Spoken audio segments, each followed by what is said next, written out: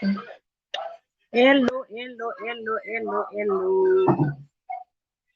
Shema ndo yedha ipi yacho? Shema ndo yedha ipi yacho? Kama yesu. Hello. Hi guys, how are you? Murise vanhu vacho. Murise iko vanhu vaMwari.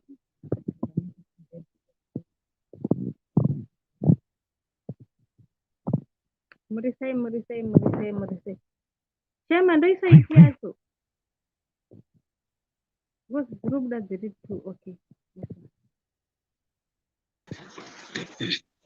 Hey. Mali. Wagwiz. Should say? Diribo. Hello, Shema. Hey, Judith. Hey, Meshuda, or whatever, I don't know. Hey, Teze. Josephine, how are you? Josephine Guni, how are you? Ernest Mtasa, Anzi Link. Watotanga wakatoti lingi muna chitongopinda. Yeah, Azi, hello, Natasha and Shema. How are you? It's Nyasha. Hi. Yes. Ukuti echo mira Unema device tu ari kuseruka. Amene timu yacho ndeipi? Hanzi na Ashi, hello guys. Hi Ashi, uriseiko Ashley. Hey, Todd Diveyaya. Hi people, how are you? Spiwe and Spiwe Chpoera, hi. Susan Laura Kapunda, hi. Patience Njeru ndeipi? Nyasha Chinomona Shoko, hi. Sandra Nyika, hi Shema, hi Nyasha. How are you, Sandy? Alan Tavenkeni. Tiripo. Hi Alan. How are you? Tiribo, yeah, shurikuita mai. Ndeipi? Shaita. Shaita. Tiribo atina ndavhura akawanda kawani. Papa ine true. Otherwise kuri sei ikoko? Kuna kuri bondi utoroka angu Vanessa. Ari seka Vanessa msalad. Hede. Aya. Kuchi. Tiribo kuri sei kuchikoro. Hanzi ina Vanessa. Pana chimbori yatabhuleri. Tiribo. Chishuruna kids. Tiribo. Zvakadhakwa shamwari. Sokudhakwa nei? Dhakwa. Vanhu vari kudya mari. Tiri kwasaka kufamba takagara. Tikagara kumba. Saunozoa ibirthday nderi waingasirwa 20 years. Ndangu ndangu. Ndangu. Iwewe ndiwe 24 zvarini? 24 shamari. Gore ritanga muna January zvako iwe. Ndinofanira kugara ipo chindi reminder ndine 24 years. Tofanira kuti reminder next year ndenda luck. Unewatwe ko ndianotida uyu. Ndianotida uyu. Ko iwe anotida uyo ndimurose. Guys, makambokudza iguwa. Musikana unonzi anotida nemusikana unonzi Vane. Guys, kamuchiza vanhu vakavakwa. Vanhu vane mahipisi vakagara apa. Vasikana yavo vanovharisa kutaileni zvokuseka. Zvisikana zviri izvo. Haya, I give up. Chero usaunyari.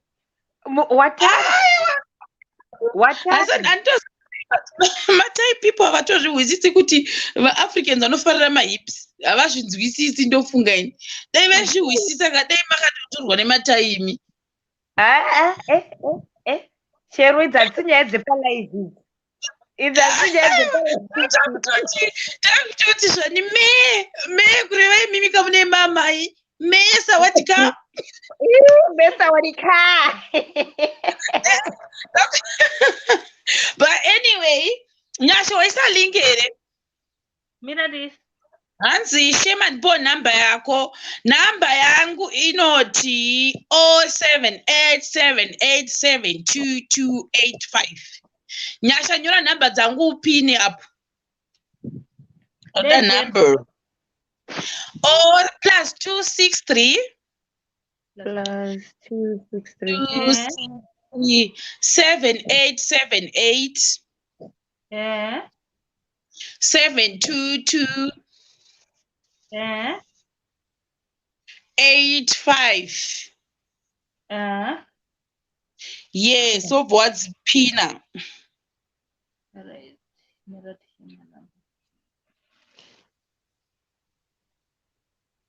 Ndizo namba dzangu idzo. Yes, aroda namba dzangu idzo. But akuna ndakupa namba dzangu kandi ndichori pa live kudai munotanga kufona handisi kuti vamwe vanhu sevachidero. Text. I prefer my text rather than kuti ausati wambonditextira guys wangotanga wakabairira kuekera kufona guys. Texta ndizivewo kakuti ndiani handimbodaviri ndandimbodi kunyeba nandidaviri ndingasada mboona namba iyoyo handidaviri. Ndinototi kutanga watexta titange tazivana. Totanga watazivana pamatext apo. Then after that ayo ndozoona kuti zvinoita kuti ufone kana kuti kwete. No, ufonerwa kamunada kutokusikama paya obva akurambira futi kuti handizviziye ndakakuudzira izvokupi saka texta. Anyway, waisa link iri mucomment section. Ndaisa link. Alright. Anyway, nhau yatinayo nhasi sakusera kuseri kwane vanhu ndanga kuverenga zvangu. Alright. Now iyi kwanzi ndaiona kutwitter kune vanogona kushandisa twitter veve.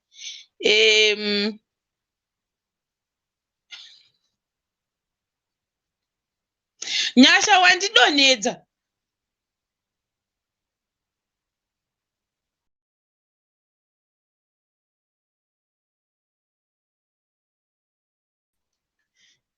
Kone ive Nyasha na uyu muri kuitei ikoko na V. Muri kuita basa rekudonedza the wrong person.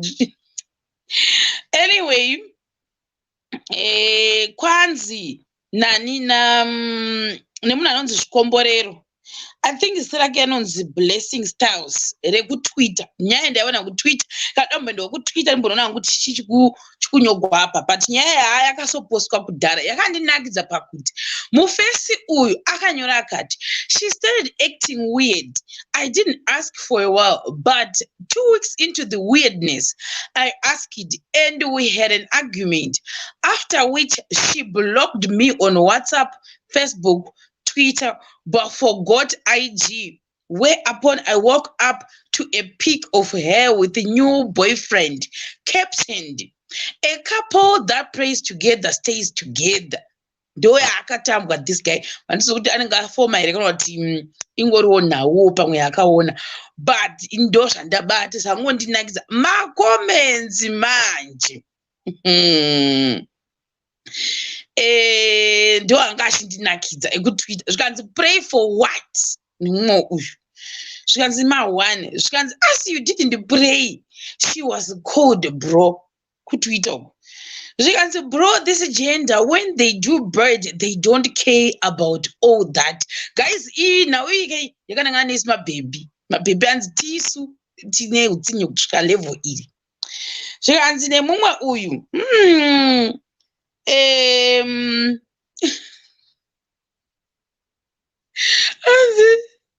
zvikanzi zviri kusama kunzi iwe the devil trying to distract a thriving couple panapa ndo zvaungaona sei zvaunga kuita zvikanzi after 3 years of dating imagine zvikanzi no she didn't forget haana kukangamwa aitoziva kuti chii chaiita apa pakusiya kuti akubloka everywhere ndobva asiya kuinstagram kusina kubloka so that unokwanisa kuona update iyi handitika zvikanzi nangu at least wakadzidza something ndangoti achiverenga neshona zvikanzi at least wakadzidza something next time unofanira kuprayer nemumwe unofanira kunge uchizodana naye zvikanzi next one wacho ndakanamata zvakare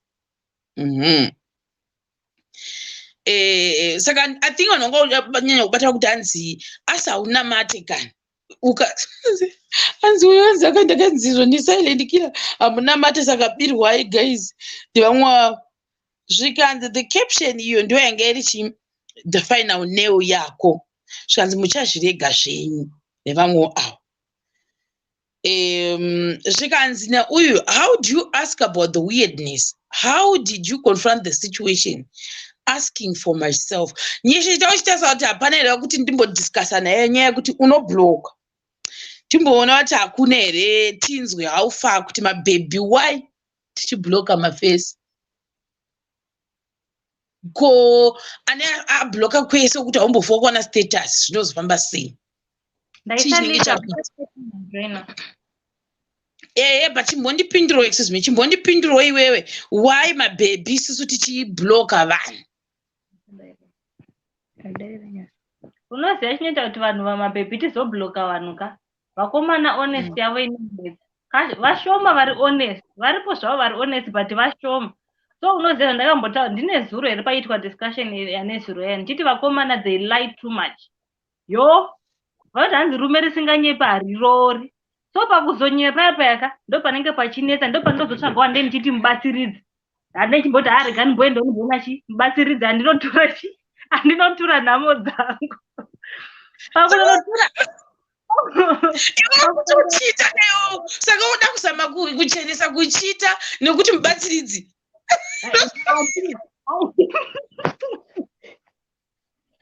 nhamo dzinotakura uri wega unodowa nokubatsira kutakura muchinzi kwako pana ndinenge ndichiturira nhamo waona anenge asiri hake mukomana wangu but ne ndichingomuturirawo nhamo pakuzomuturira nhamo pendobva ndanoti I think uyu anenge ari perfect pautogona kunamata tese togona kunamata tese togona kusanyeperana then ipapo manje ipapo ndo panenda sei patinoitozowirirana bcause uyu anenge aramba kunamata neni uyu apa anenge anzwa nekundivhara 15 unozoti vakomana vanonyepa sei ndo pastatement aitaurwa nezuro aya achinzi izvona achinzi izvona munhu anenge achiti anzi ye izvona mukadzi ari kumba kwangu chii handichamudi anotoda ndiwe chii aita mastatements iwaya anenge ari ekunyeba indozvona hangu single brother vekuti vanenge vachindiudza hangu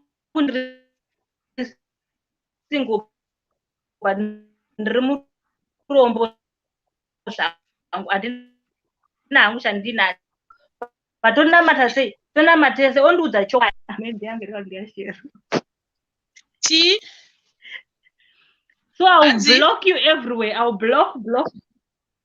Pamwe vacho kutonga varume vakomana chimbopinda macomments damboda umwe kuti macomments itawo chipinda macomments ndione kutaura kuti chii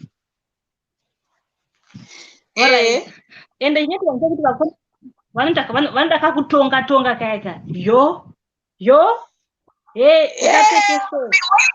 uri ipapo pakutonga hanzi I had a friend I blocked cause ndakatozwa kuti muflito yacho yazonyanya okay this one is a friend ndira munhu kuti uri ngoni mufesi wako wokutodaya naye wobva wamubloka because hauchamudi sa ina hangu ndichingoto hangu kana kataka kutonga kayaka unoziva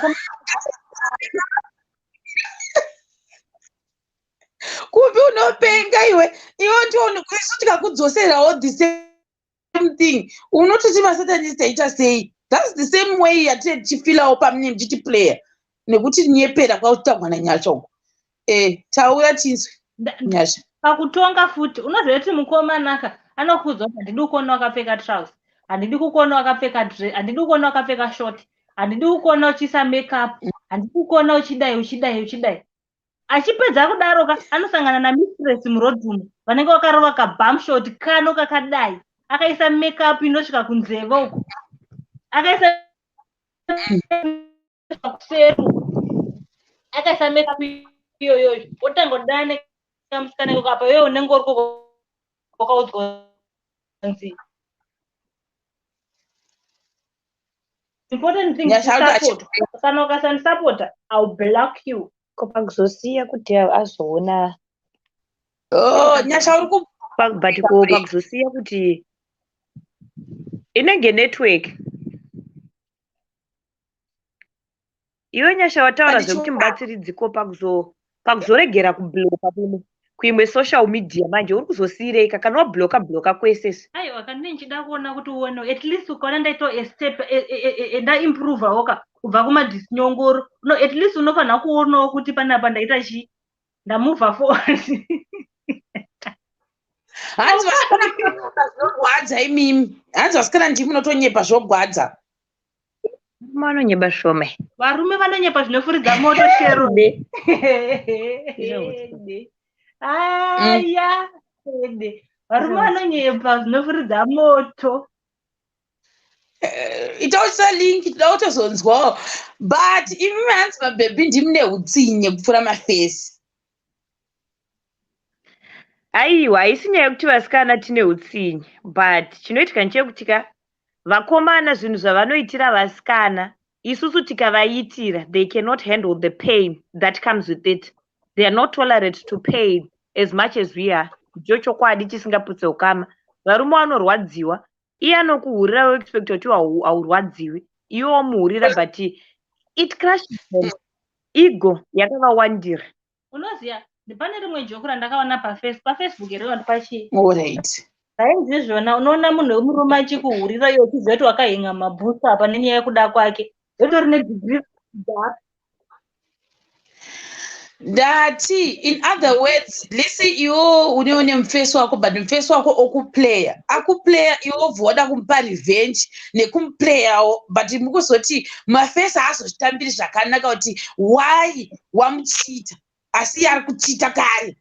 Ndozvakuda zama kutaura. Kuti pain yacho havaitambi asi iwe Vasana revenge vanomupa oni vari murelationship.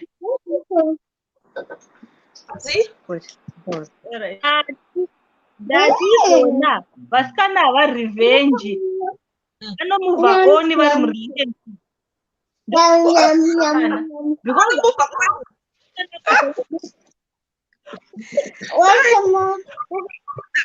Ukaona musikana kuita umwe mukoma hachakudi. Hanzi chikuona chi? Kana kuita mukoma na. Igotaura itinzwe. My sister wapinda tauri. Esi chema. Zviri sei? Zviri bhori kuri sei? Kwakadhakwa uku kungoderedera sikana.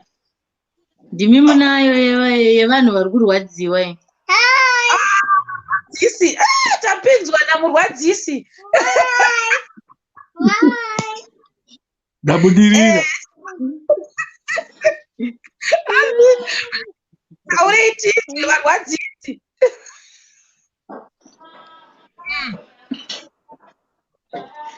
Aiwa, to be honest, nyaya yachona vakomana vakagara hava havadi kuzorevengwa because vajaira ndivo vanovajaira vane mwoyo inoda kurwadzisa vamwe. Saka izvozvizvi haya 10 yedu kasaka vakurwadziwa zvisingaiti, but hatisi kuzomisa mugoti takadaro, tiri kutoramba takatsipirira pakurwadzisawo ipapo.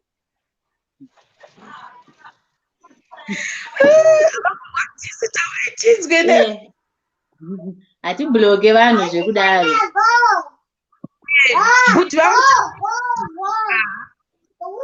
But Nyasha boys don't think well if always talk kutokusitoka say what they also okay. Wow. In other words, saka let's say you come blocker everywhere. Angatonotenga mango maline kuti zvoni akufondo kunzwera kuti chichi kuitika ndanzi kuziva ini. This ngambozokera futi ku Twitter comment. Vava boys vinozviita kutotsvaga kana chimwe chidhura cheWhatsApp. Chekuti zvoni angodzoka chete kwauri akustoke aona kuti wase, but munombozviita here guys. Kuti unogona kumbotasa kuti ex wako kana wakamubloka unogona kusasa rimwe chidevice ngoona kuti how is doing? Munombozvito? Tinotozviita especially pa-first days uchida kuita move on, uchaita move on ka. Ndinotombokustoka kusvika ndakukanganwa. Unobva somona achifara. Ndikaona achifara ka ini ndinobva ndanofarawo times 2. But mune muchifara zvechuwo here? Ko mune muchifara zvekunyeba? Ndinenge ndichitotsikisa chaizvo nechitofarawo times 2 times 3 times 4. Ndikaona akachena zvekuchena zviya ndoendawo futi ndonobairirawo futi. Kuita kuti anyatsoona kuti hakuna kuri kuleka. Hanzi yakayambozara izvezvo kutekera izvi zvekuti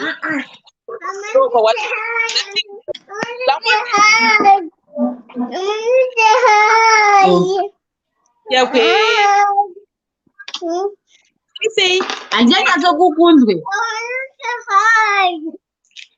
Hanzi, I want to say hi. Yeah, I want to say hi. Hey, how are you? How are you?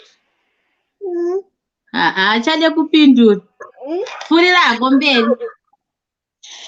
Ndichagozonda ndava papi.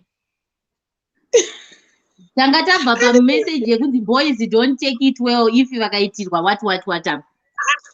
Tikataura nyaya yekuti lese wamubloka esi, but at the end of the day unotombopotawo nyangonewo wakamubloka uchitobhotarisa guys kuti how is he doing, but then at the end of the day wombodimba vataichoita revenge is sour tichingwenda but wamwana nerimwe bhebhi uchimusopera kudaro unohwasei manje?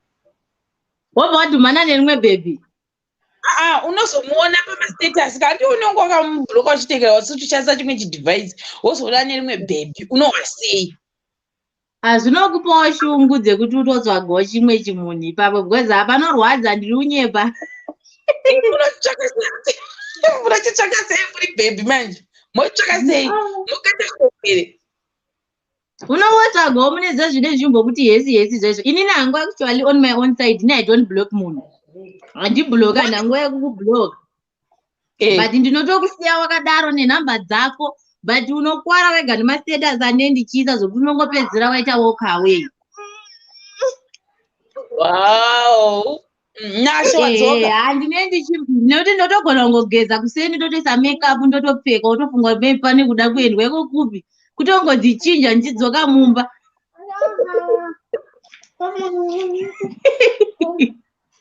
Handidelete nhamba zvekudaro kusvika mwoyo wangu wazongotiwo ndada kudelete, handikudelete zvekudaro ndokurwadzisa uripo.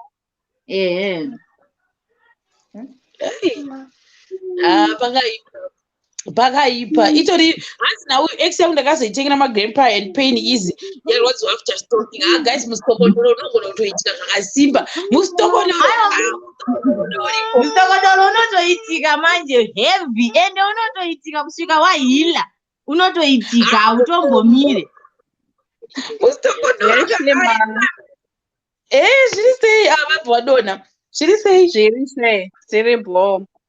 Naizvo you know ndakambodana nemwe mukomana ndibva ndandisingaziziva kuti pakudanana naye ipapa paka 2 years ane mumwe musikana wandidana naye kuchechi.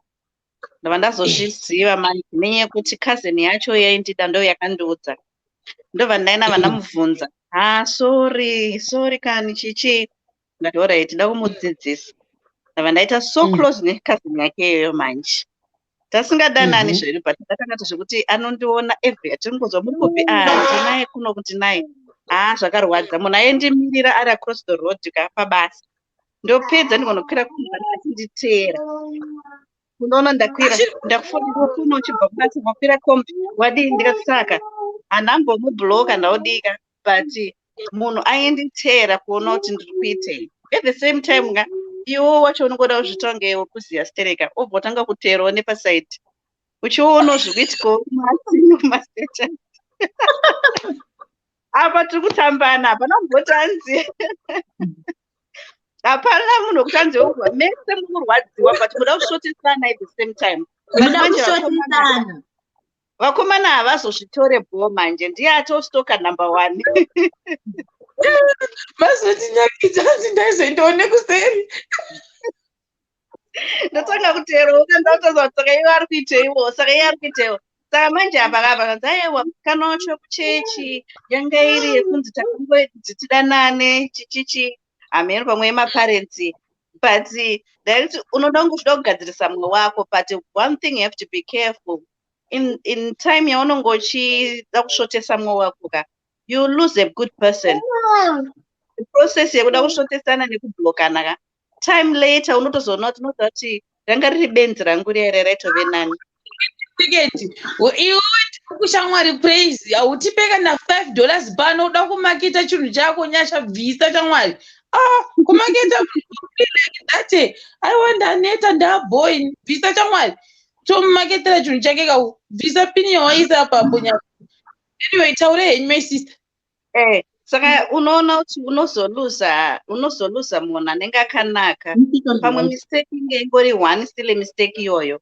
But niye kusvotesana kuti vakomana ende vakomana mamwe acho machallenge vanenge vachiitirana zvezvekuti unomubata here bhebhiro chichichi iwe kunokecha rimwe bhebhi uko kwako ndokubata kuti uchibve ikoko manje zvaakukunetsa anenge akuchidzoka kwauri manje aitoka manje ndopamizonetsa manje papo musikana manje wokurwadziwa wochibloka futi ka in the process yekubloka mukomana achasvotwa anopedzisira adzokera kwaumuendesa kwako.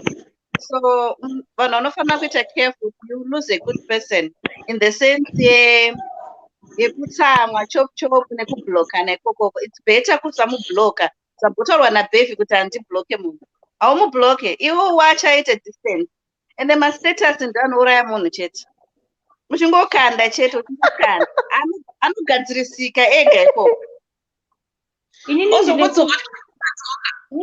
Inini ndine question yekuti izvona anova a good person sei iye amboenda uko. A good person anoita zvekumboenda here zvokuti akambotiza aiwa kabhati anogona kunge iri pressure like I said shamwari dzinenge dzichikurirawo kusero ende iyoyo kuda kunzi ndinzi ndionekwe ndinogona kunyenga stereki ndo inoita kuti munhu aite zveubenzi izvozvo zvimasili game inenge sitombori serious kana kuti zvanenge aita.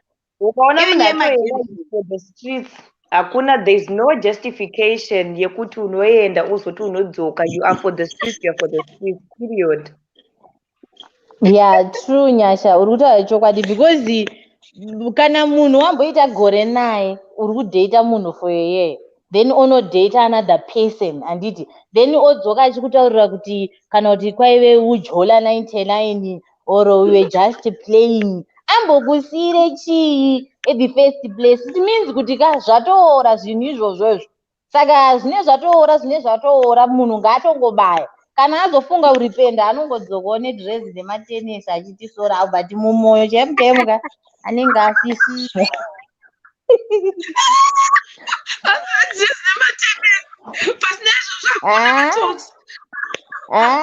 Hazvinyatsobude because hatidonyeperana chihure kuchita we don't want to lie.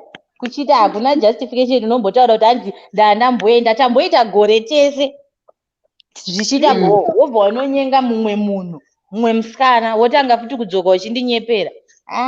No, because uyo anenge atodiwa kechituka ndiye anenge akutorira because chii chaazokosha chisina uyo anga aripo kudhara.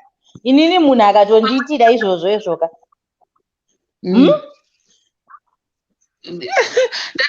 pane matemptations.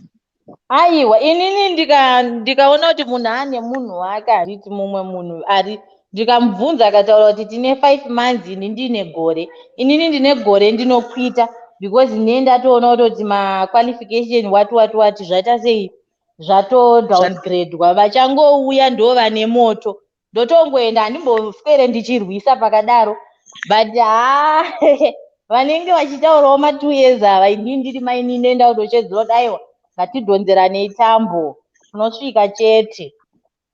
Oyo maini mune muchitadzirana 2 years. Techingoti koma sirwe imune 2 years.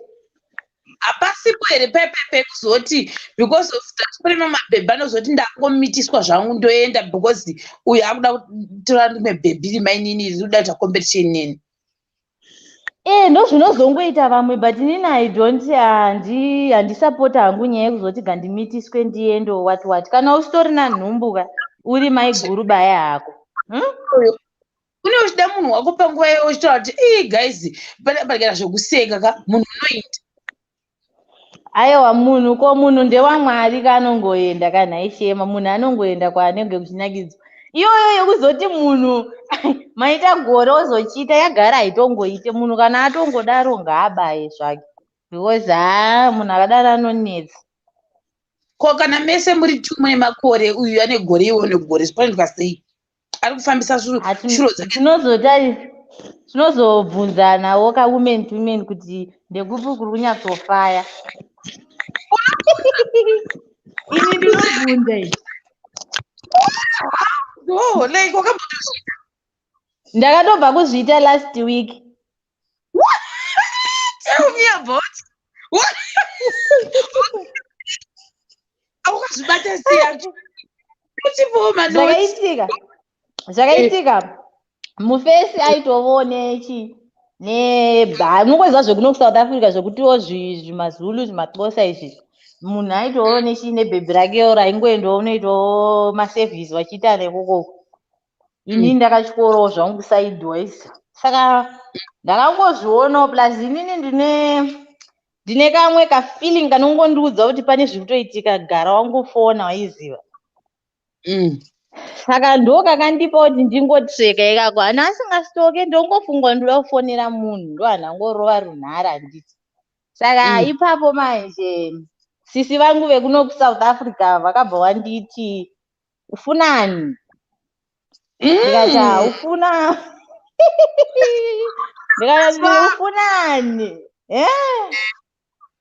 Ndikati aiwa ndiri kuda munhu wamuinaye, imimi matodaira foni matadza, ndoda munhu wamuinaye. Zvikanzi saka ndakaona kuti vari kundipa vanga vari kundisaiza bhozi vakazviita 3 times. Saka ndakazongoudza mufesi wavo kuti shamwari ndakangorova runhare ndikati ndikukumbirawo nhamba dzemunhu wako timbotaura vakadzi tega. Ndikati of course vangu handi. One time ndakangorova ndinofunga call like this time kuma5 kunoku ndikati ndikukumbirawo nhamba dzemunhu wako timbotaura woman to woman because I think tinenge tiri kusaizana stereki. Saka ndikambotaura naye zvinoita. Mufesi achibva atotumira nhamba like ipapo ndichibva ndamufonera ndikati ndeipi. Zvikanzi hi how are you, ndikabva ndamuzviintroducer ndikati handikuda kumbotaurawo newe panapa ndozviripo. Inini handisi threat kwauri, iwewe hausi threat kwandiri. Pull your rope and I'll pull mine. Saka usanyanye kuita sei kurwadziwa because iwe uchasara kuno ndichienda kuZimbabwe. Saka bhebhi rakabva raratidza kuti rafizuka rarwadziwa. Saka I tried kuchimuudza kuti aiwa sha handiyo nyaya inoitwa, unouya nenzira yakanaka kuti unyatsobata chokwadi. Apa takukudzidzisa kungwara kwataitawo isusu maZimbabwe kwamusina imimi. Saka ndakatopiwa nhamba ipapo shamwari mandatoriroera runhare rakafizuka zvekuti nanhasi handifunga kuti kune chakanyatsoti nakei mbichana. Ameno kana kuri kunaka kumba kwacheko kuti kuri kunyatsofaya here relationship yayo koko bva ndakasiya ndaporonga bva ndava ndanyarara zvangu.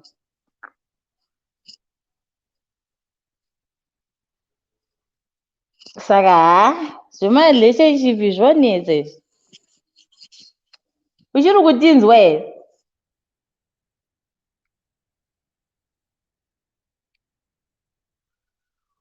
Hello? Ndiripo ndiri kunzwa. Hello? Ndati shero yadonha network yake ma1. Ma1 yesinyasha. Ndeipi? Ndikudzinzwa nyaya dzacho, ndikudzinzwa. Koiwo ndikungoona kabva namunhu. Inini ndiri kuruka munhu musoro Okay. Oh, Ndikuruka munhu musoro. ndaruka yasikana. Kuruka munhu musoro ndosaka musoro ndona. Alright, otherwise kuri sei? Asi kuri kupisa kani kwauri? Kurupisa zvisingaiti. Kopisa Oh, zvisingaiti. kuno kuri kutonhora vedu we. Hakuno kupisa zvisingaiti. Nhai network yangu yangodona. Yazo Panaiti pavira. mazoti chia yadona zina kunzwa. Wadona iri papi nyaya? Ndadona ichi muchitanzi ndakamuti ndoenda kuZimbabwe ochasara kuno kubva zvadii. Zvikanzi handisari. Ndikati aiwa unosara iwewe. Network.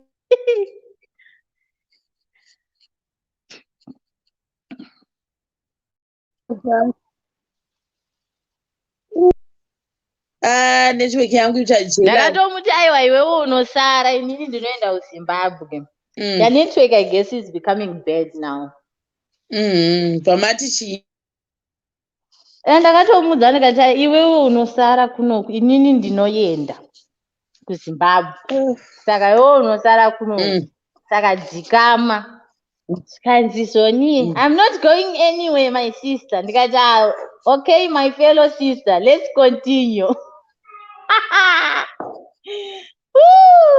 Saka pressure manje ndinozongokukwadza otherwise hangu ini hangu handa pressure nemunhu zvekudaro zvangu but uJuly 99 ma1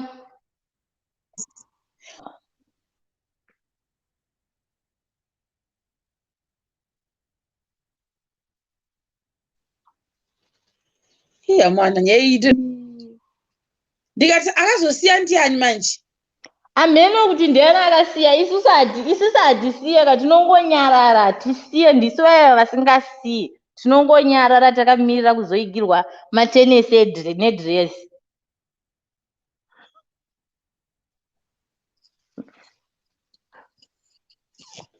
Network yangu iri kubreka. Ndikati akazosiya ndiani? Isu hatisiyeka isusu tiri kumusha mheno ava marudzi kuti anosiya here. Hatisiye isu.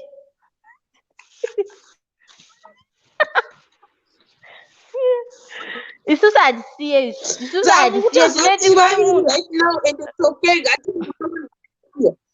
Aiwa, isusu hatisiye. Aiwa. Isusu hatisiba. Tinongochila takadaro. Ndokutoperawo kwazvo ikoko.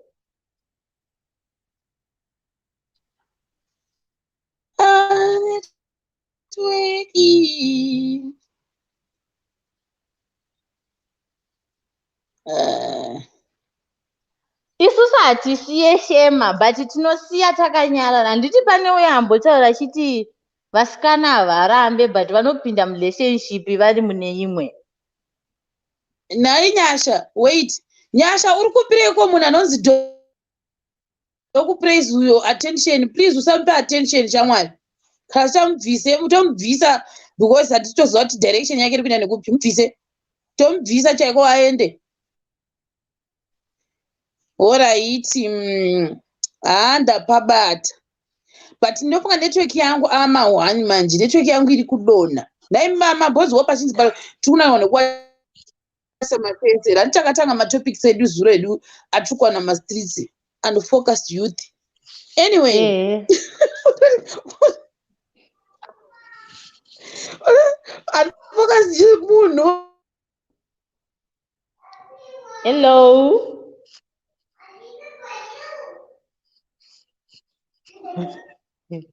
Zikuenda nekupi ndo unfocused yo. Network yangu iri kunetsa my sister. Nyasha chibhuko. Network ndichatokata nekukasira because handitoziva kuti handichinyaso iri ngodona network. Mazodoka anaya network dzagara dzinonetsa ka dzine dzawandira. Ndakukunzwa but network mazodoka anaya dzine dzakunetsa nenyaya yekuti dzawandirwa. Maybe kudeka palaini rangu randikushandisa ndokutoona kunge ndichachinja line next month in. Sure zvamwari kudai. urumboshandisa chii? ndoshandisa Econet. Alright, Econet. Yeah, Econet nanzwa kuti unetsa because I can't get kutsvaga vanhu vari kuZimbabwe vari kutonetsa havasi kutobatika zvekudaro.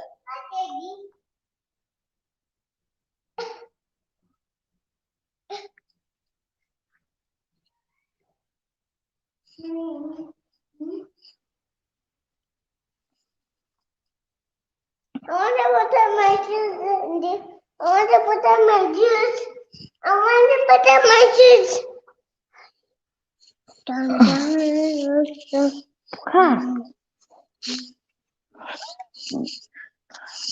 Can I see?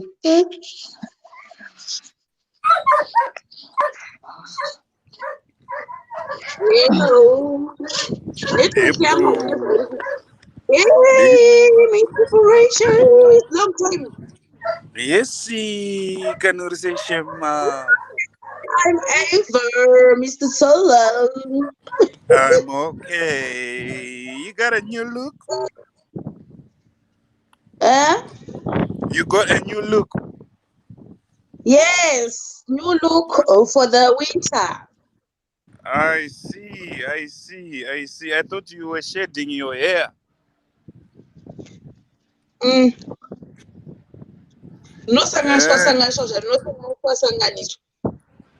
Nice. Saka zviri sei? Ndiri boy ndinoda kuti chinas. Inini hapana apa ndoda kungoteerera unongopa maopinions. Matononoka. Nyaya yanga yandaiwana kuTwitter yakanzi bebi rakandiaccept kuInstagram saka aine face uyu anga aripo uyu acha 3 years haana haana mboudzwa kuti andicha relationship haina kuendwa. akazongoona yakuInstagram bhebhi rari mumwe muface kunzi couple that prays together what saka ndo nyaya ndaonayo but nda kuda kutokata zvangu because ndatoitaura kudhara. Anyway, hatingangoti ingori nyaya yekusangogutsikana chete. Asina kugutsikana ndiani? Ameno akasiyiwa kana kuti akasiya mumwe. Indinoti muface ndiye ari kuramba kuaccept zviripo. Nekuti haana kuudzwa kunzi hapasisina dhiri. Aiwa, kana usingachadiwa uchadiwi zvewai kuda kutsvaga zvisina basa.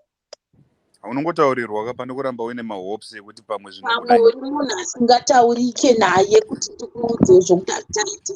Unotopa mumwe ndikatokuudza kuti hazvitaite unogona kutozondikova kana kutozondivinga mumba kwedu wosvika lonto. Saka ndozvifambisa sei pakadero? Panongoudzana kunzi ndifunga kuti zvichaita kuti rambe richiendera mberi. Ini handichadi. Silent assassination haisi nani here? Haisiri nani because hapana zvambotaurwa zvinogutsa mumwe munhu. Anogona kugara ane pfungwa yekuti zoni maybe haangonyarara zvake zvichaita sei? Zvichaita bho. But kungotaura chete kungoti unoona chi? Direction yaida kunanga ikai. To be real newe. We can't go on like this. Ini handichadi. Mumwe munhu chero azviziva kuti hanzi handichadi akazoona zvaanozoona hazvizomurwadza serei kana kuti unzwisa zvandikutaura. Ndikuzvinzwisa zvandikuti kana munhu wacho asingataurike naye kuudza mashoko iwayo iri type yemaface anokiya yaya kuti ukamuti ini handichadi anokurovera izvozvo kuti wati handichadi. Ndosaka paine mutemo because kana waudza munhu even kana uchitadza kumuudza in person ungomudza kuti no inini handichadi I'm done because handichakwanisi kuramba ndichiendera mberi. Then kana assault manje iyo manje kumutemo manje assault haumanikidze munhu asisakuda kuti aramba achikuda hazvisi by force because kana atora measure iyoyoyo ka efemale anotorawo measure yeprotection yekuti mukadzi achengetedzwewo. Ukandirowa ukandithreatena unotaura kuti haina handichakwanisi kurarama zvakanaka zviri free.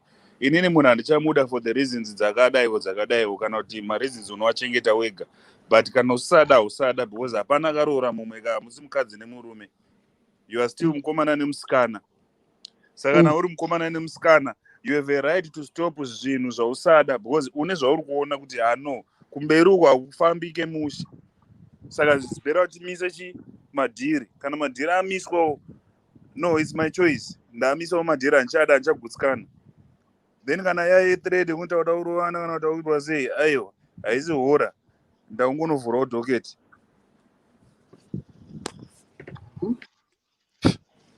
Wow. Sa uyu akazoinda kuInstagram akanoposta nemunhu wake achiti kapo wati unozitora sei iwe hauna kusiya warambiwa asi wozongoona bhebi ranemwe mufesi ukoko unodii action yaungaita pakadiri because iwe tiri kuti bhebi inini ndiri mufesi pandiri inini ndikangoona zvangoitika zvakadaika, you have to see something chatonyorwa pawall kuti hamai hapana dhiri because munhu atoita move on kudhara, atobva kwamachipisa atosvika kupi kumbudzi ukoko.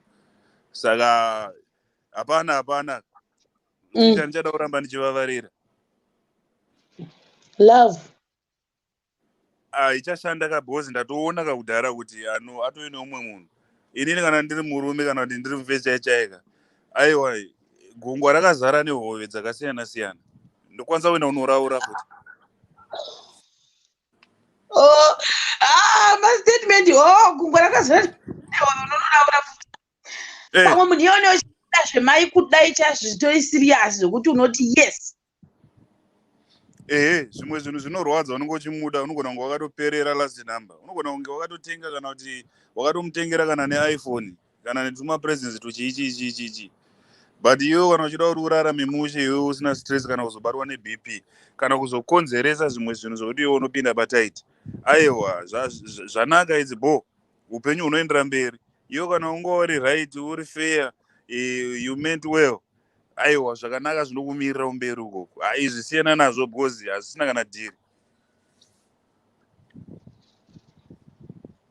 Okay, azvinzwa. Chero zvikarwadza zvikadii, but haukwanisi kuchinja kamafungiro emunhu. But mafesi zvinoita here kuti urambe bhebi kuti bhebi handichakudi. Iya, zvinoita because kana zvisaita haumanikidzire zvinhu zvisashanda. Mandifungisa imwe tsamba yandakambonyorerwa ndiri kuhigh school ndakarambwa ndakanyorerwa wanga waitei munhu iwe? Ndati ndaifunga izvozvo tsamba iyoyo that guy ka Mwari zvakazoitika ini future mulife manje ndakazoti Mwari asi pane mufesi uyu neimi wakanyatsa kundinyorera long letter yakasvika iri postcard.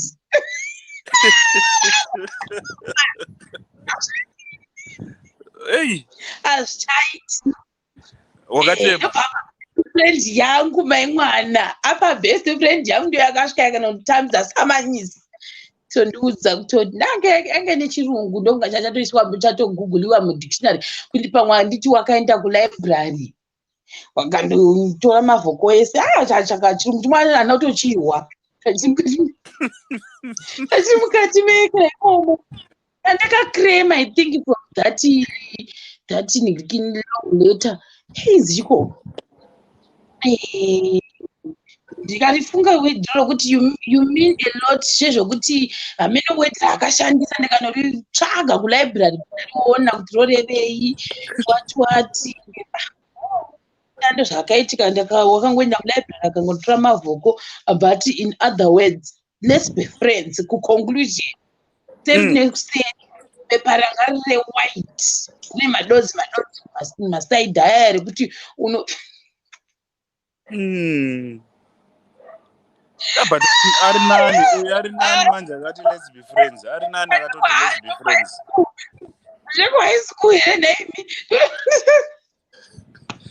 ari nani ndongozvifunga nhasi kuti ndakanyatsokunyorerwa samanyise ndiye mukomana ndasiti andopenga anyatsondinyorera tsamba achinzwa kuti kwete but akucollege akazonditsvaga akasori akuona zvandakakuitira pepe ndati wauri kupwera very sorry ngatosa mafriends but not zvekucha mhanya tese zvakatoramba tikati kana tata mafriends ndobva tagara tiri mafriends paya bamboda kuzama kuti titaure futi then no I think nauyu handikwanisa kufambidzana that was it akandinyepera takasati chindibhoweka akandinyepera zvikanzi naye masikana takapusa time osa ndakanyeperwa nzi negirikini ndakuenda newe kunoona game asi ramboona game national sports stadium zvanditori panapa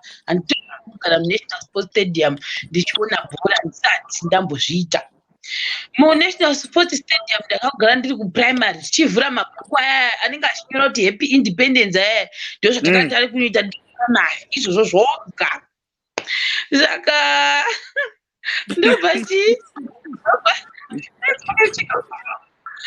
kukona yanditi zvanyanzi ndodapaiaanechi ndobva ndakuya kuzokutora kana yo guys, I was so excited. Ndakafara ndikati oh that guy oh my god ndatowacha changu chekumupedza navo adii ndatsvaka kuti maziko zvangu zvananga ndinazvo memwana pamwe nechindekera chakati ndakuekera kupota meme mwana chakaizvopota meme mwana chakadhispecial hembe ipapo mfesu yo nditaganja makusenseni papa chifunga mufesi achandifonera mufesi dengi charinozaa 10 11 tikati bhora ritsokutanga zvekumasikati here irori apa mabrothers angu varara bhora ka vatoenda kare vainda netimu ravo ndikati indichazviteerawo chi nemufesi hanzichi ndakambora muchi hanzi mebhora nzi indakambora muchechi pakati peservice mufesi kunyora muhimbook kuti sorry we are no longer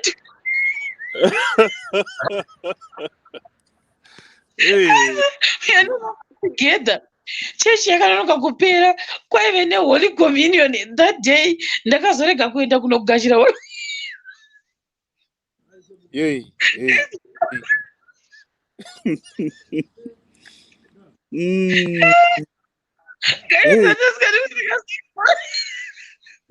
wakabondera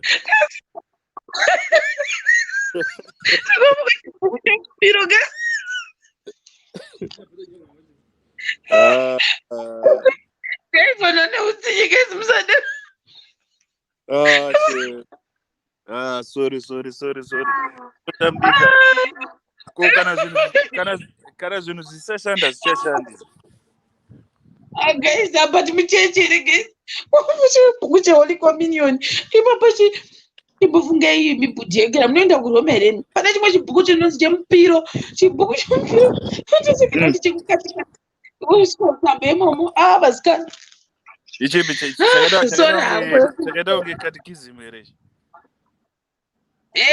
izvozvo ndo zvandongoimagina kuti mubhaibheri aiwa muzvibhuku izvozvo unonzwa kuti sorako anyway pesi yauya ndadero paya paime mwana tikati nyondodii apa asi kuti mutaundi macho ndosangana naye papi mutaundi macho anga antanzi unoyaomira paZB bank masitivara manje amino street yacho inge yataugwa pandinopaya pachinonga ndinongotsvaka unode kudii then ndikati even kushowground kunonzi kunational sport stadium handisati ndambomusvika mabhazi echikoro andamirira kana ndamufonera nini but pressures ndakafona landline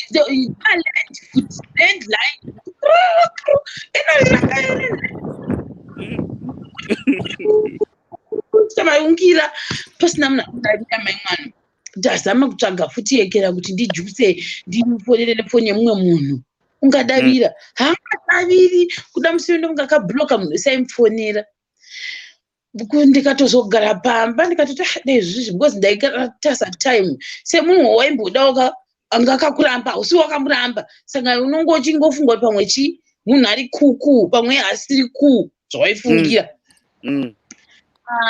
ndatosvika dzato kuma5 bhora ndakatozorionera patv riya ungataura ungaudzani kuti wanga wagezera kuti uinde kunational sports stadium ndoona ngoita zvokungoti I think ndiro riri kuitika ndaifanira kunge nditori munational sports so kudai anga atoinda but akaenda nemumwe munhu after 3 days pesuya zvikanzi ndeiposexazvonditsvaga what this guy is not unonditsvaga ndakakumirira mutown amanaka mose zvaitirwa nomwe vanhu zviro zviri kunzi pamacomments ndakamaka mupesa anoti wakagara ari kunyepa wazotaura kuti kune nhema pamusoro ndikamutisha mwari kakarongo sikati kuti ndinongotaura hako shaka aufani kutofonivhara zvokuti ndakaenda mutauni ndikakumirira ndikakushayiwa mutaundi unonimirira sei mutauni nini ndakakumirira kuti undifona ndikufonera ndakangomirira wakapotwa unonzi kuita mudzepete ndingoripo mwana ndiri kwedu ukoko ndichatasa chingafamba imi kuwedzera times 3 kuramba achimbotaura nhema ndinoti I think this guy is not even worth it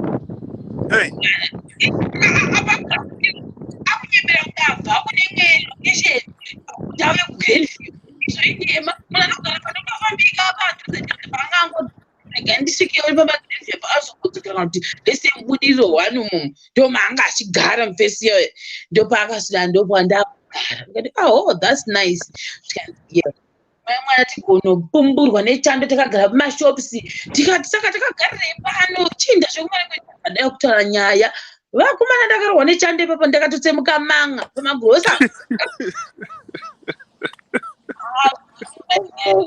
aiva mburututu chaiyo ayo unoziva zvinonzi rume risinganyepe harirori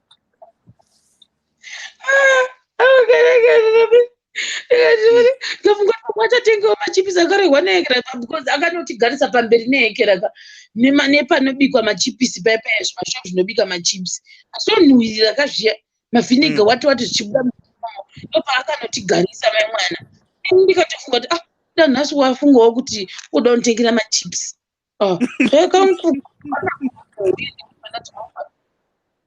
tarisiro up to now kana sweet remfesi hanatombvira naumburiwana ndandisinganguritarisira asi nyaya yekusports stadium handimbobvi ndakaikanganwa zvikazonzi kwane sports stadium national sports stadium yavhura kuri kwa something hai ndinokuinda nyange tikataura kuindira purposely yekuti asaramba kugara ndiri munhu mukuru nomupindira izvozvo kutsivisa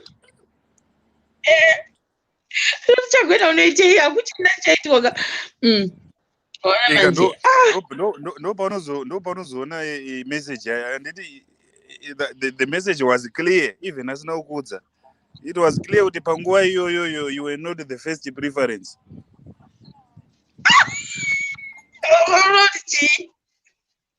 akaendwa naye ndiye anga ari first preference patime iyoyo pazuva iroro iwe ngwari 7th preference tisingazive because men are full of secrets dzimwe dzekuti ukadzikazoputika unotanga kushama. Tell us about these secrets. I don't want to be a snitch. Matisaka mazvitaurei. That was just a hint. That was just a hint yekuti zoni iwewe wegaga wauzotanga kubatanidza mapuzzles achona. Unofanira kuvhura maziso nenzeve nekubvunza the right questions. You have to ask the right questions. Inangu body pressure sika toda kunotsvaga kuti katonikekera vanotendera vanhu vakaita sei kuti vajoine hosista because iri jenda iri kaitarobostressa ndotoenda ini kunovekera maokutotanga tondiona ndakuta mavhidhiyo ndiri kukatolike handisi kuti ndozotenderwa here kuti ndinge ndichipfeka uniform yandotanga kupfeka permanent handidzingwi. Amen, unongo wakumbira kosha. I think ndienda kangwana. Makuwa vane vachibonzi Sharon D because ndianda zvomakuwa painternet. Mwana manje. Saka inini wakuda kundidzidzisawo inini kutaura zvinozondimakisa kuti ndipfumbure magure ese evakomana. Imi chimatangondiudza saka ndikatichitiudzewo maexample ekuti full of secrets like chi.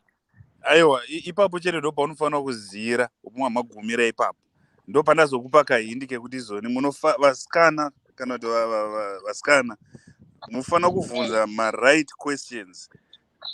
Because if you ask the right questions, wovhunza mufesi uchiri kundida here iwewe.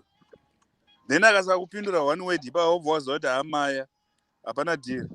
Uchiri kundida here, it's yes or no. Ko iwewe neni unotoona takamira sei?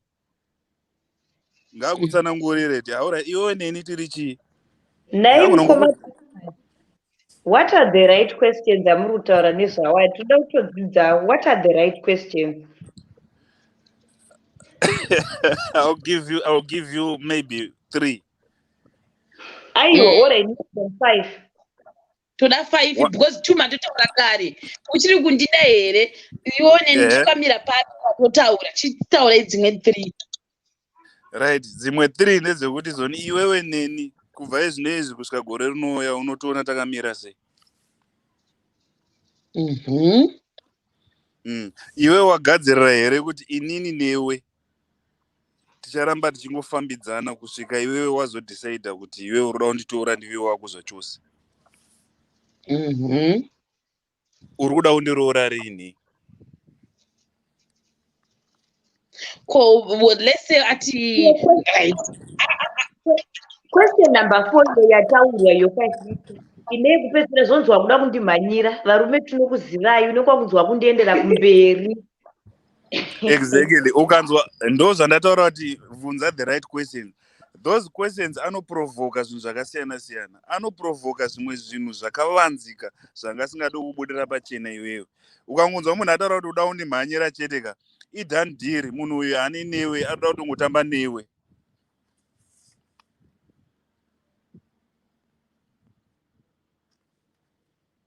Pana mute akapa.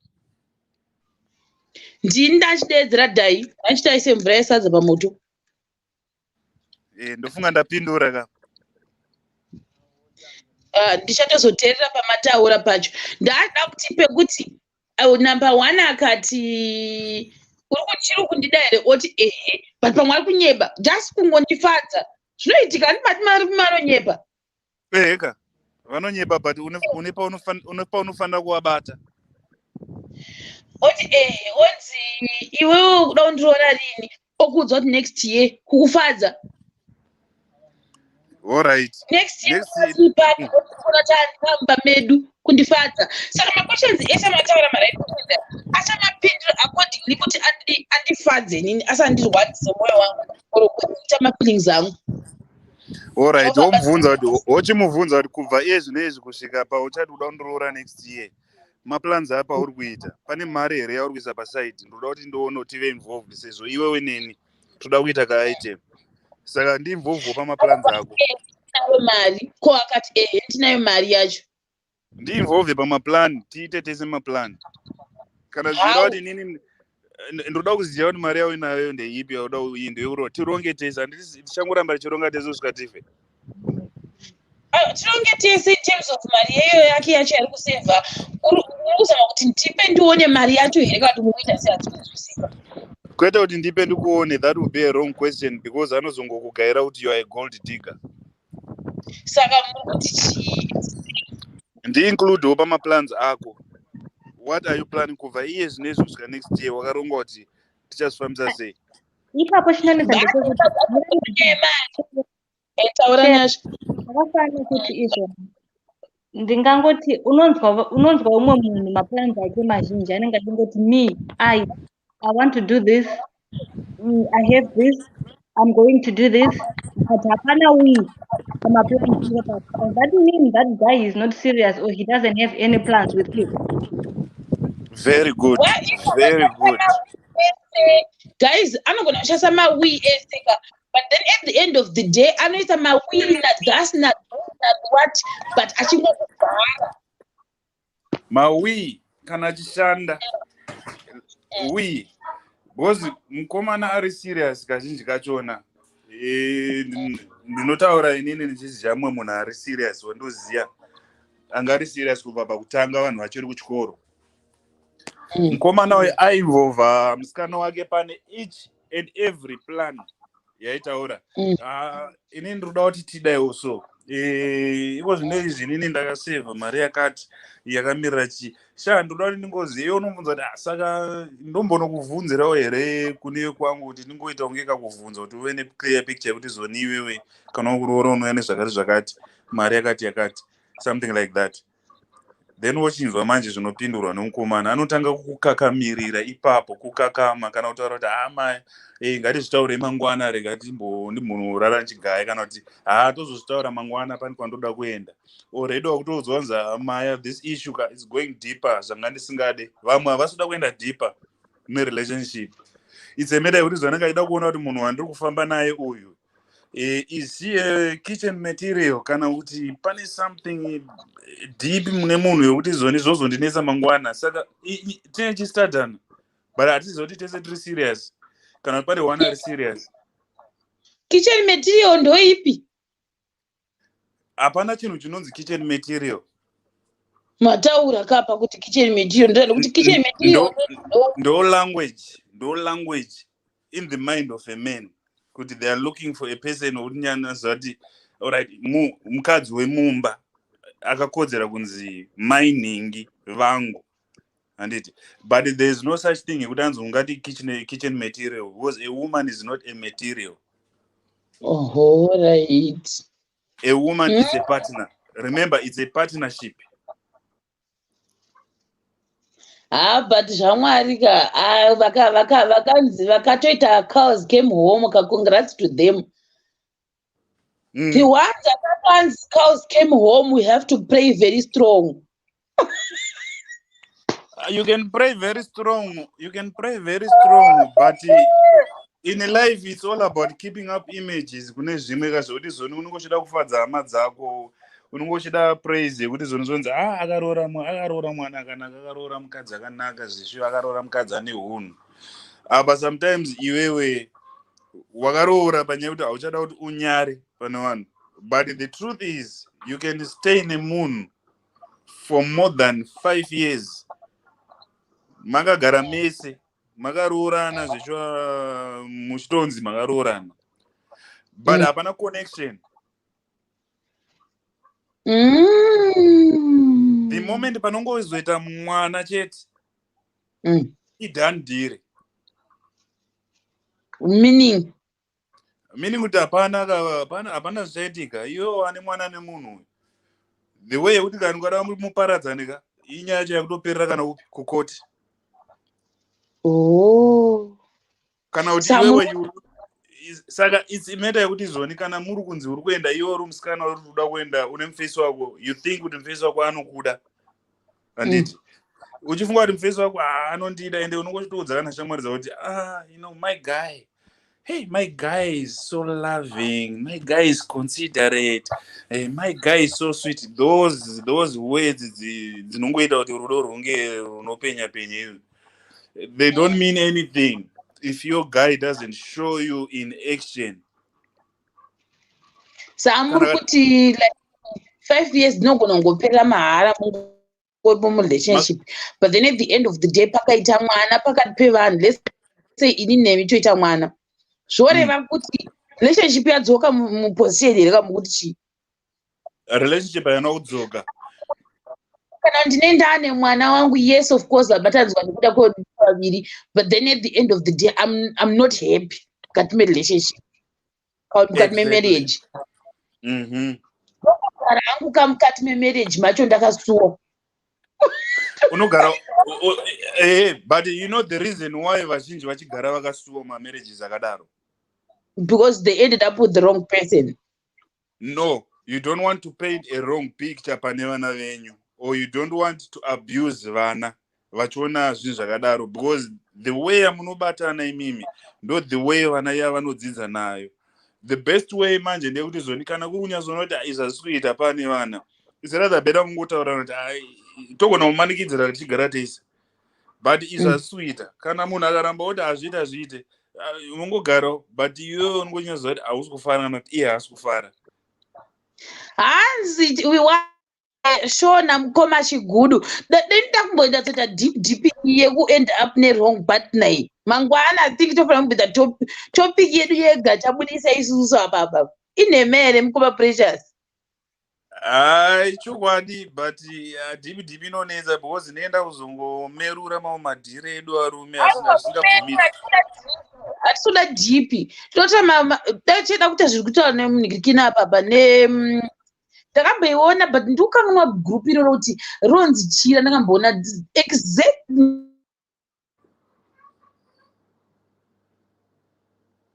vari mumamarriage yange ikanzi naimi vakaend up nemarwrong partners, muri kuzvigona sei mukati memarriage idzodzo? Imi ndaiona macomments akasiyana siyana. I ended up learning kuti some people, they're just in their marriages for the sake of vana. Number 2, for the sake maybe yekuti hakwanisi kudzokera kumba kwavo. Number 3, pamwe aida kufikisa munhu handitowisisi, but vamwe vazhinji.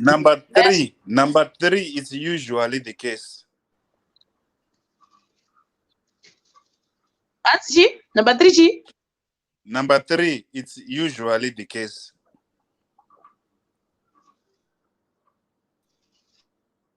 Because hapana munhu womusikana anoda kugara nomumwe munhu, agara nomumwe munhu for so many years ane vana, anongokuita let go like that. Ndoda kuti muyasa unzwa kuti ndakunzwa yange network yange yadonha. Mati ndati hapana munhu womukadzi kana kuti munhu womusikana anoda kuregedza partner yake kuti ingoenda yakadaro. Andambozvinzwa network yangu yakudonha. Saka network yako iri kuramba ichidonha. Kuti kuitira kufikisana. Aiwa, zvandikutaura kuti hanzi kufikisana aiwa, no, don't get me wrong. Don't get me wrong. Kufikisana numbu iripo, numbu inoitika. Sometimes numbu inoitika, ende panouya mwana you both of you be very happy kuti pane mwana. You can forget for a while kuti mune ma-issues amuinawo just because pamwana. That's a reality. Pachingoya mwana chete. That's how strong yekuti zonu unoziva kuti mwana ane strong influence sei parelationship. Then majaira manje mwana akura uchimbotamba nemwana, then time kabrain kai kabva kadzoka futi kuti zoni but nini handisi kufara kai. But now you can't do anything about it. Nokuti mane mwana, even if you want to walk away from that, pane wana achafixwa chete. Anofixwa nei? Auende zvinhu just like that. Pane vana zvinoendwa nemaprotocols akasiyana siyana kukoti kana muine muchato. Kana musina muchato, zvinoenda in a very ugly way. Because hamuna muchato, which means iwewe you can end it if you want, because hapana muchato. But kana paine muchato, which means you have to go to court, and waenda kucourt iwewe pane zvinhu zvauchanoudzwa ikoko kana iwe ukawanikwa uri wrong side. Which means you lose everything, maybe half of the things you have. and which means you have to take care of the children and the mother kusvika vana vane zera rakati chero usagara navo. Saka ari kufikswa apa ndiana. Ehe. Kuinzwawo mangwana yo. Pakanaka. Hanzi kungoenda hangu kana pasina rudo kozi vakadzi kudira mumwoyo hatigoni, tinopedzisira takutoita kuti vana or we end up tatoita kuti vana vaite team mom. That's the way yamunofanira kuseparata iyoyo kuitira kuti vana vasaone zvinhu zvakadaro. Guys, mangwada kubata tu iyoyi yekuti no end up ne wrong partner kana kuti nemunhu pamwe usingasoda kana kuti chi. Then ndosa yechitu yekuti lese iwo pamwe kutoda nemufesi wako but mufesi wako muchidana zvekudana zvezvo obva angomitisa mumwe munhu from Norway. Munhu wako unomita let go here kana kuti zvinoitika ipapo. Handiri seni ndogona kukuudza zvandoita ini. Totaura mangwana nditi. Alright, iripo.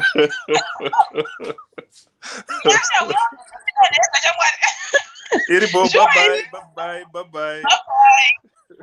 Nyasha chiuya mwana ndanobika. Ndida kubika nhasi. Nyasha ngadzoke please. Mabva mafreezer Nyasha. Nyasha udzo. Ndiri pari. Ngoba precious wa freezer vakaita kusmaila. Nyasha. Tindida kuenda kunotenga muriwo. Alright, iripo. Bye-bye. Bye-bye. Bye guys, see you tomorrow.